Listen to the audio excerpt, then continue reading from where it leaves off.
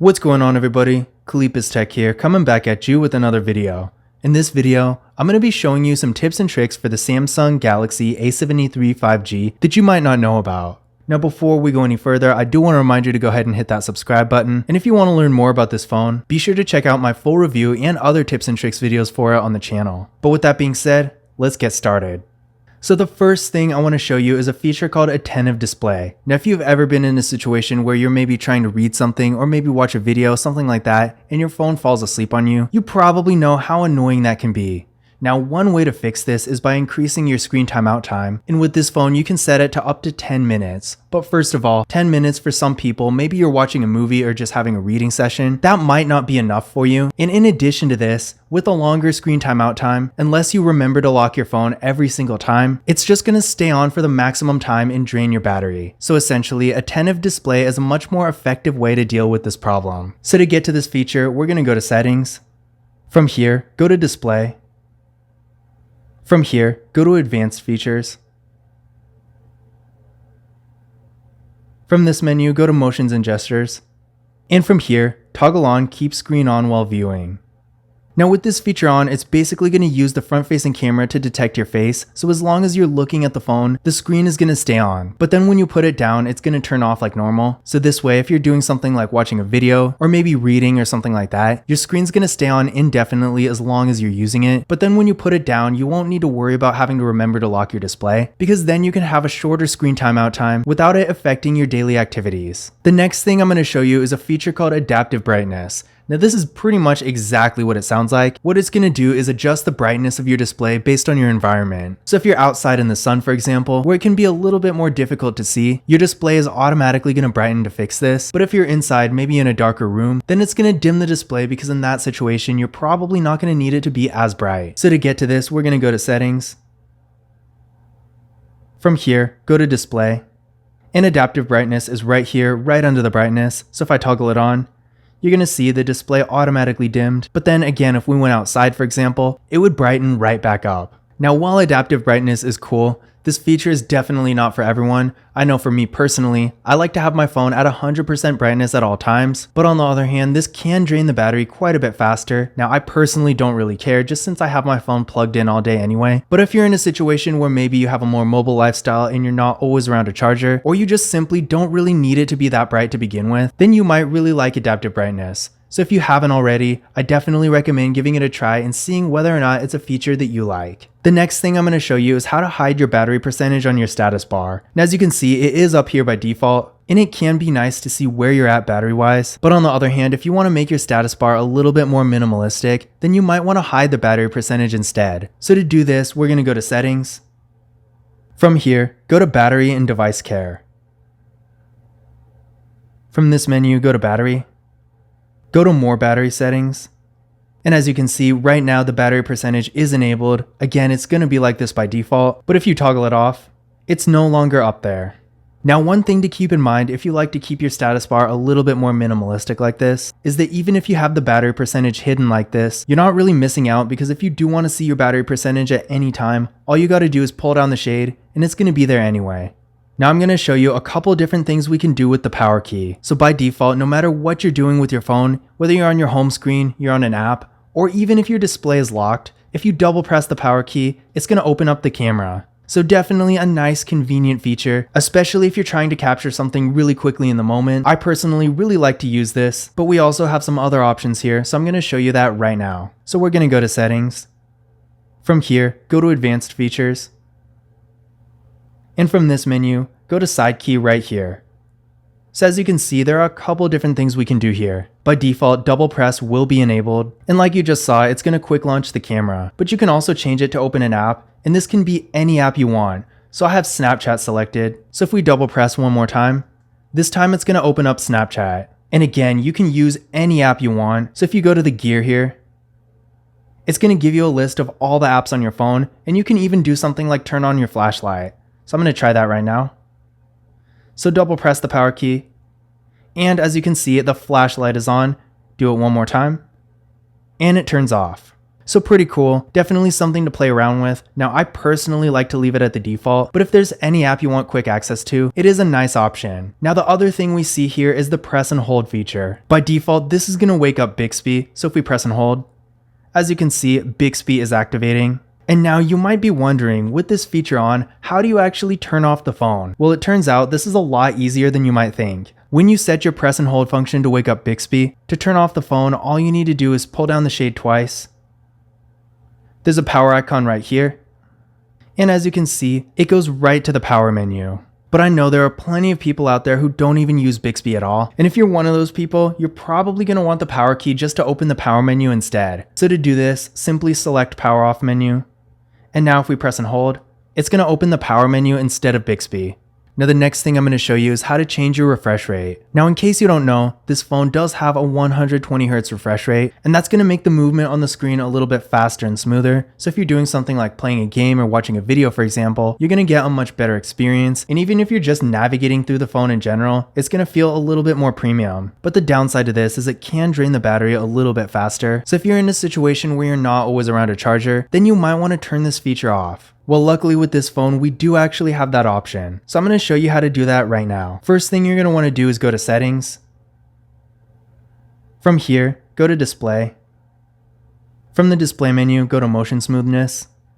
And as you can see right here, by default, it will be set to 120Hz. But if you want, you can change it to standard. And this is going to help save a little bit more battery life. Now, one thing to keep in mind, be sure to hit apply. Don't just hit the back button, otherwise nothing is going to change. Now, two things about changing your refresh rate. First of all, when you change it to 60Hz, that doesn't mean it's going to make the display look bad. In fact, you may or may not even really notice the difference depending on what you're doing with your phone. And second of all, the difference in battery life, in my experience at least, hasn't really been that noticeable. I personally have it on 120Hz at all times, since when you get this phone, you're technically paying for that feature, you might as well just use it. And this phone still has great battery life, so I don't really think it makes that much of a difference either way. So if you ever do want to change your refresh rate, that is how you do it, and I'm glad that we at least get the option to.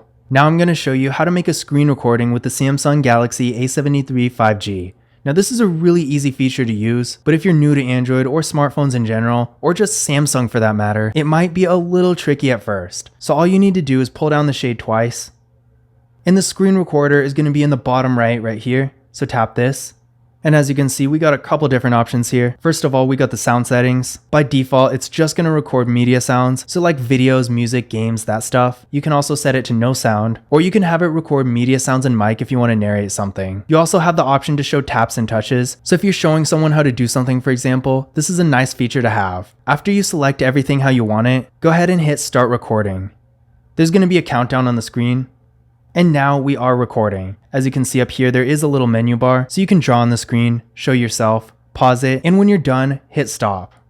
And as you can see, it's going to be saved right to your photos. Now, like I said, the screen recorder is pretty easy to use, but there are also some options for it we can change. So let's take a look at what we can do here. So we're going to go to settings.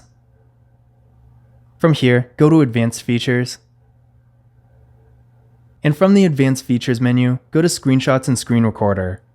So as you can see, we got a few different options here. Not all of them are specifically related to screen recording. Some of them are for screenshots, but I might as well just show you everything. So up here in the screenshot section, this option right here that says show toolbar after capturing. So basically when you take a screenshot, it's going to show this little toolbar here. If you don't want that, you can disable it. You can also delete after sharing from toolbar. So I'm going to do that one more time. Basically, if you hit this little share button, when you have this toggled on, it's automatically going to delete.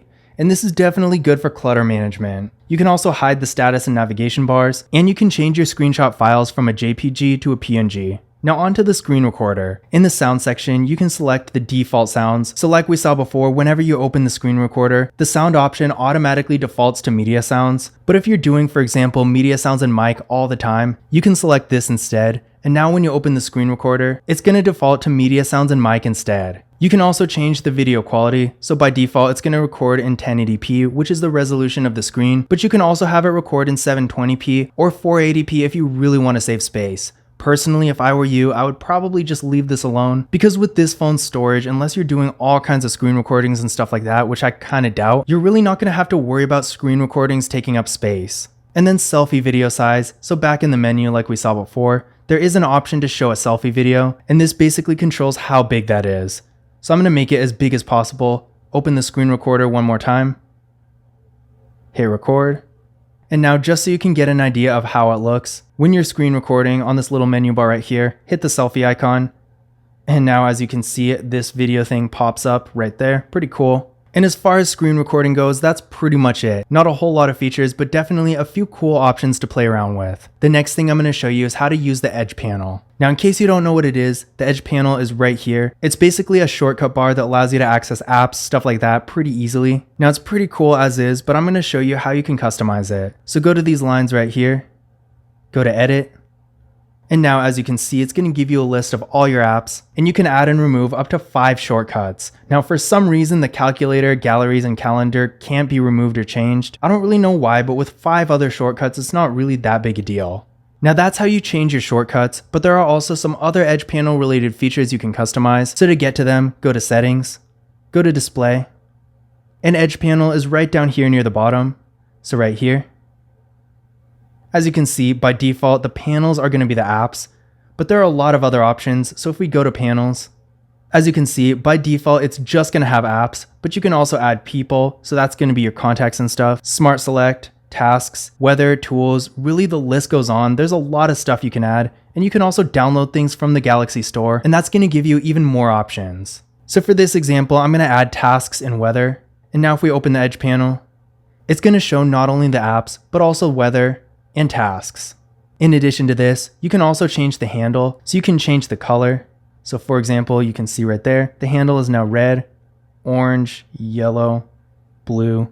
So you can do a lot with it, change its transparency. And then of course, if you never use the edge panel, you can always turn it off. The next thing I'm going to show you is a feature called one-handed mode. What this does is basically gives you a mini display to work with to make it a little easier to use the phone with one hand. Definitely a nice feature on a phone like this that has such a large display. So to get to one-handed mode, go to settings. From here, go to advanced features. And one-handed mode is right here, enable it, and then tap here one more time. So we got a couple different options here. By default, one-handed mode is activated using a gesture. So that basically looks like this. Pretty easy, and as you can see, we basically have a mini display here. You can move it from one side to the other. You can also move it up and down.